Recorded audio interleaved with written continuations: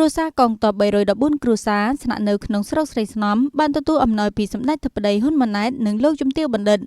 នៅថ្ងៃទី6 ខែមករាឆ្នាំ2026ឯកឧត្តមស៊ីនរុននិងឯកឧត្តមមិត្តសវណ្ណសមាជិកក្រុមប្រឹក្សាខេត្តនិងអាជ្ញាធរស្រុកបាននាំយកអំណោយរបស់សម្ដេចមហាបវរធិបតីហ៊ុនម៉ាណែតនាយករដ្ឋមន្ត្រីនិងលោកជំទាវបណ្ឌិតពីច័ន្ទមុនីផ្ដល់ជូនក្រុមគ្រួសារកងទ័ពចំនួន314គ្រួសារដែលបានជម្លៀសពីតំបន់សមរភូមិមុខមកទីតាំងសុវត្ថិភាពក្នុងស្រុកស្រីស្នំខេត្តសៀមរាបដែលអំណោយក្នុងមួយគ្រួសារទទួលបានអង្ករ25គីឡូមី1កេសត្រីខ1យួរទឹកស៊ីអ៊ីវ1យួរទឹកត្រី1យួរអំបិល1គីឡូទឹកសុទ្ធ1កេសកន្ទេល1មុង1និងភួយ1មានប្រសាសន៍ក្នុងឱកាសនោះឯកឧត្តមស៊ីនរុនបាននាំនៅការផ្ដាំផ្ញើសួរសុខទុក្ខពីសំណាក់សម្ដេចតេជោហ៊ុនសែននិងសម្ដេចគតិប្រិទ្ធបណ្ឌិតនិងសម្ដេចមហាបវរធិបតីហ៊ុនម៉ាណែតនិងលោកជំទាវបណ្ឌិតពីច័ន្ទមុនីហ៊ុនម៉ាណែតរួមនឹងថ្នាក់ដឹកនាំកម្ពុជាជាច្រើនរូបទៀតដែលលោកតែងតែគិតគូរយកចិត្តទុកដាក់ពីសុខទុក្ខនិងជីវភាពរស់នៅរបស់បងប្អូនទាំងអស់ជាពិសេសក្រុមគ្រួសារកងទ័ពដែលបានជម្លៀសពីតំបន់សមរភូមិមុខមកទីតាំងសុវត្ថិភាពនានា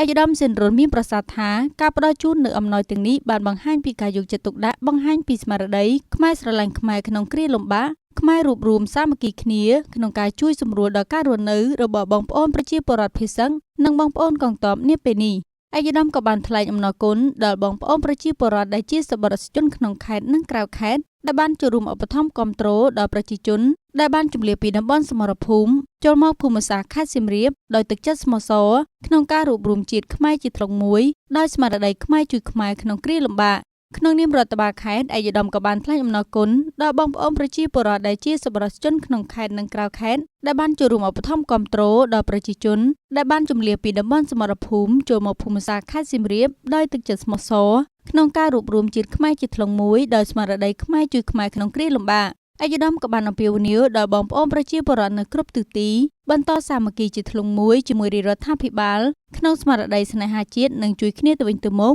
ក្នុងគ្រាប្រទេសកំពុងមានការលំបាករួមគ្នាជាស្មារតីខ្មែរតែមួយខ្មែរស្រឡាញ់ខ្មែររួមគ្នាទៅខ្មែរខ្លាំង